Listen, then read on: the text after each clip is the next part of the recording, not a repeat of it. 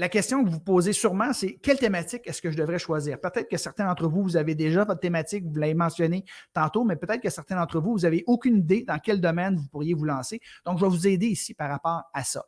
Alors, le premier exercice que je vais vous demander de faire, c'est tout simplement de lister ici 3 à 5 de vos passions ou de vos compétences. 3 domaines que vous étudiez depuis longtemps, un sport que vous pratiquez, par exemple, depuis longtemps, un intérêt. Qu'est-ce que vous faites le soir, les fins de semaine pour occuper votre temps? Vous avez sûrement un loisir, un hobby, quelque chose que vous pourriez monétiser. Peut-être que hey, moi, je plante des fleurs, j'ai une plate-bande, un jardin, mais c'est vous, il y a combien de gens là, qui sont intéressés à ça dans le monde que vous pourriez aider justement à créer un jardin, à faire pousser certains types de fleurs, par exemple, ou certaines plantes. C'est incroyable. Donc, pensez à 3 ou 4 ou 5 passions que vous avez, des compétences que vous avez développées à travers les années.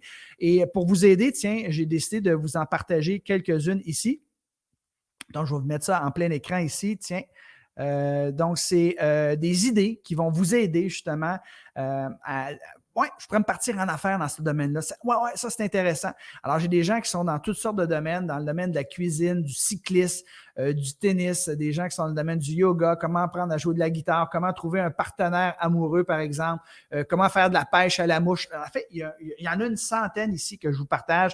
Je vous invite, en fait, à faire un screenshot, justement, de ça ici, hein, un print screen, pour que vous puissiez, justement, identifier peut-être une, deux ou trois ou quatre passions que vous avez parmi ça. Et même, je suis généreux, là, je vais vous en donner d'autres. J'en ai même 32 autres ici que j'ai découvert, que vous pourrez choisir. Ça va être facile pour vous, avec toutes ces idées-là que je vous propose, d'identifier au moins 3 passions, 3 domaines d'activité dans lesquels vous pourriez vous lancer. Donc, encore une fois, choisissez 3 ou 4 passions et par la suite, ce que vous allez faire, bien, vous allez trouver des experts qui gagnent bien leur vie sur les, mettons, 3 passions ou compétences que vous avez trouvées. Donc, votre but, c'est quoi? C'est de choisir une passion, une compétence que vous avez qui est valide économiquement. Donc, s'il y a déjà des gens qui gagnent leur vie en donnant des formations, des cours, des conseils sur la thématique que vous avez choisie, ça veut dire qu'il y a des gens qui sont prêts à débourser de l'argent.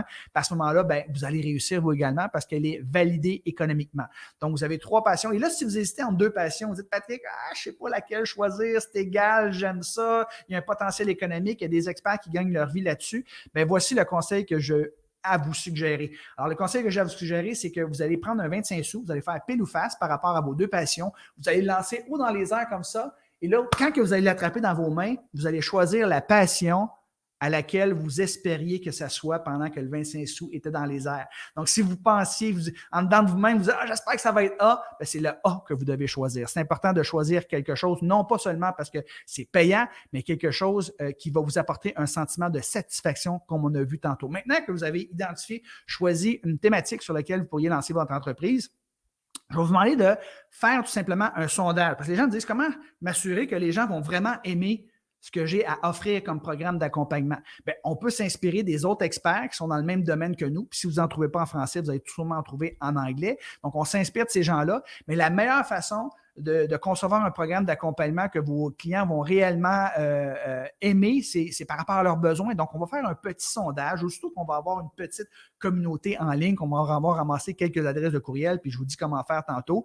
Bien, on va leur poser la question tout simplement. Puis moi, c'est une question que je pose dans mon groupe. D'ailleurs, je vous invite à joindre mon groupe si ce n'est pas déjà fait, qui s'appelle Entrepreneurs en ligne. Alors, quel est le principal défi, difficulté, frustration ou le plus gros problème que tu rencontres actuellement lorsque vient le temps de... Et là, vous mentionnez votre thématique. Dans mon cas, c'est quand vient le temps de développer ton activité en ligne. Et les gens vont vous dire leurs principales difficultés, problématiques, problèmes, défis. Et à ce moment-là, vous allez utiliser cette information-là pour leur présenter un programme d'accompagnement qui résout leurs principales problématiques. On ne crée jamais le produit dont on rêve, on crée le produit dont rêvent nos clients. Et c'est la meilleure façon de s'assurer qu'on offre quelque chose qui va intéresser nos clients.